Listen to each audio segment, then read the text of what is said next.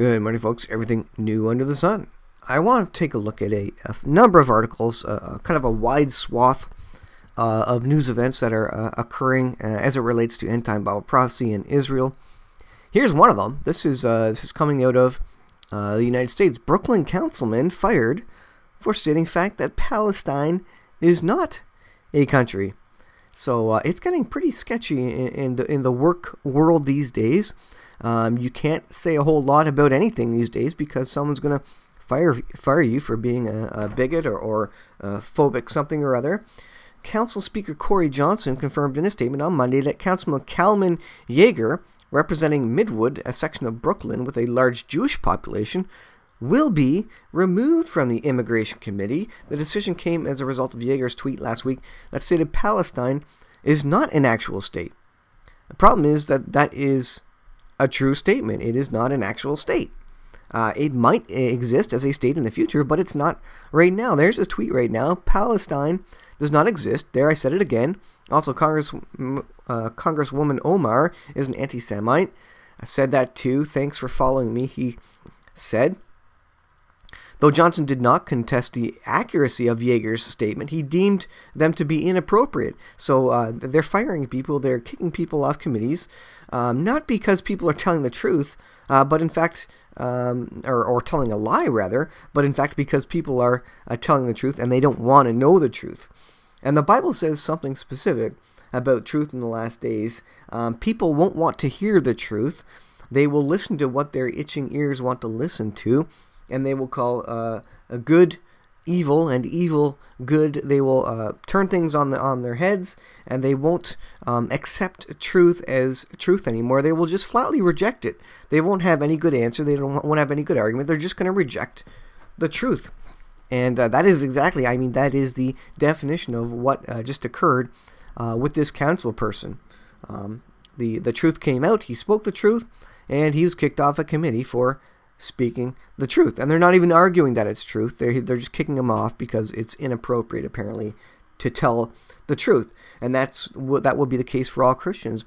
When you say that Jesus is the way, the truth, and the life, and no man comes to the Father but through Jesus, people will start saying, you're a bigot. They won't suggest that that's an untruth, because I think in their hearts they understand that. I think everybody understands that. They are simply rejecting the truth. All right, moving on. This refers to, I believe, Ezekiel 38. This is a precursor to Ezekiel 38. U.S. halts F35 equipment shipments to Turkey. So Turkey was, I think they still are, technically a NATO member, but we know in Ezekiel 38 they seem to be siding with Iran, Russia, and allied nations in the Ezekiel 38 battle. So what happens? It seems as if they turn away from NATO, and that's exactly what we see happening with Erdogan. Now, Erdogan's having trouble in the elections, at least in, was it the city of Istanbul specifically? But Turkey slowly is turning away from NATO, from the United States, and they're slowly becoming allied with Russia and Iran. And so we see here further confirmation of that. And the U.S. is now stopping shipments to Turkey, so there's no partnership there. United States halted F-35 shipments, announced the Pentagon Monday, due to the latter planning to acquire a Russian missile defense system. So Turkey's turning towards Russia, and they're purchasing Russian missile defense systems. Pending an unequivocal Turkish decision to forego delivery of the S-400, deliveries and activities associated with the stand-up of Turkey's F-35 operational capability have been suspended while our dialogue is on this important matter continues with Turkey, said the U.S. Department of Defense. But again, prophetically, we know Turkey turns against Western nations, NATO, etc., and is involved in the Ezekiel 38 war, so we see further proof of that. All right, on to the Israeli elections here. This is from WSJ.com, Wall Street Journal. Netanyahu Gantz ramp up attacks in Israel elections. So what you have here prophetically, extra biblically prophetically, I think from the book of Enoch, is the 70 shepherds of Israel, which states that as we understand it, Netanyahu effectively is the 70th shepherd, and he will be around at the time of the return of the Lord. So if that prophecy is to not be debunked, that means effectively Netanyahu has to win this election and all future elections until the Lord returns, because he is the 70th. If we have one more come in after him who is not a repeat of an existing prime minister, then that prophecy would be debunked. So look at this. Israel's national election is becoming particularly vicious and personal as campaigning enters its final week. And this is going to be the big ramp up of the Hamas battles against Israel as well. They're planning an attack. But check this out. With a small advantage in the polls, showing he can build a majority coalition. That's speaking of Netanyahu. Netanyahu has launched an offensive against Benny Gantz, a former general whose centrist coalition poses a stiff challenge. But I don't think it's anywhere near close to a real challenge. I think Netanyahu's going to come out with it, and I think at least for today we can.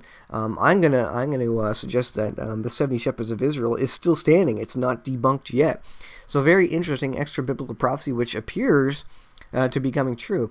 Along top that we have the 112 popes prophecy from Saint Malachi, and we are on the 112th pope, so we can have no more popes before. Effectively the end of the world. So that's interesting with the existing pope, and boy, is he causing waves. In Morocco, he said that it's not the requirement of the Catholics to convert the Muslims of Morocco, but, and I think I mentioned that somewhere, maybe on my Facebook page, but we are supposed to spread the gospel, spread the good word. The point is to get people converted, to get them to know Jesus Christ as their Lord and Savior, and not to just see Jesus as a good prophet like they do in the religion of Islam. And so the Pope himself is telling people basically not to proselytize, not to reach people with the gospel, but to live in peace and harmony with Muslims. This is the statement coming out of the visit that he had to Morocco. Boy, if you're a Catholic, if you have any belief or following with the Pope, I think you need to rethink that. With all the statements he's making, it doesn't look like he's following the scriptures by any stretch. And don't be fooled. It's also the Muslims' purpose, commandment, to convert forcefully or otherwise people over to Islam. Otherwise, you're an infidel. That's what they call people who aren't followers of Muhammad. They call them infidels, and that's what we all are to them. People of the book, and also known as infidels. All right, this one's from the Israel Wire. We'll end with this, and this is kind of an interesting new deployment by the IDF. The Roar, meet the IDF's new technological tool for dispensing Muslim rioters. The IDF uses a new tool based on radio waves to disperse violent riots on the Gaza border. So this is a great non-destructive, if you will, way to basically disperse rioters. Instead of firing bullets into the air, spreading tear gas, you can effectively disperse them with loud shock waves. The IDF used a new system, the Sha'agah, or Roar, to disperse violent demonstrations that took place on the Gaza Strip over the weekend. It says journalist Amir Buchbut reported that the Sha'agah is a non-lethal riot dispersal system based on radio waves that was developed in Israel. So Israel comes up with all the neatest new technology. The soldiers who used the system during the violent demonstrations said that it was very effective. On Saturday, the so-called Million Man March, and we've done videos about that, took place in Gaza to mark the first anniversary of the so-called March of Return. Over 40,000 Arabs participated in the demonstrations. Rioters threw explosives and stones at the IDF. 3 terrorists were killed by IDF fire. Hundreds were injured, it says. But apparently a lot fewer were injured because of the use of this particular roar weapon, which basically overwhelms the senses of the body, I think, and the hearing, and causes people to basically want to get out of there and separate. And once you separate them, disperse the crowd, then you have a lot less rioting, etc., that you have to deal with. So interesting article from Israel, new weapons, and sometimes the best new technological weapon is kind of an old-fashioned, old-school sort of a thing, using sound waves to get rid of people, and not having a lethal weapon of any sort here. So interesting stuff. All right, I'll leave there for today, guys. A bunch of articles, and I've given my commentary as to how I think they relate to end-time Bible prophecy. And I hope you know Jesus Christ is returning soon. We have a number of prophecies on the table that stand to be either debunked or proven. And I think that's what we see happening before us. So in the ramp up to the elections, April 9th, I believe, is the date. It's going to be very interesting to see what happens in the Middle East, what happens in Gaza, how Iran reacts. Now, Iran is going through some huge flooding. I think 70% of the yearly rainfall has just dropped on Iran, so similar to the U.S. flooding. Iran is getting massively flooded, and so take what you will from that. But that's interesting, and so I would suggest they're being punished for their hatred of the little Satan Israel and of the big Satan, the United States. So a lot of things going on in the world, and a lot of very interesting things prophetically. And I'll leave it there for today, guys. Thanks for watching. We will see you guys in the next video.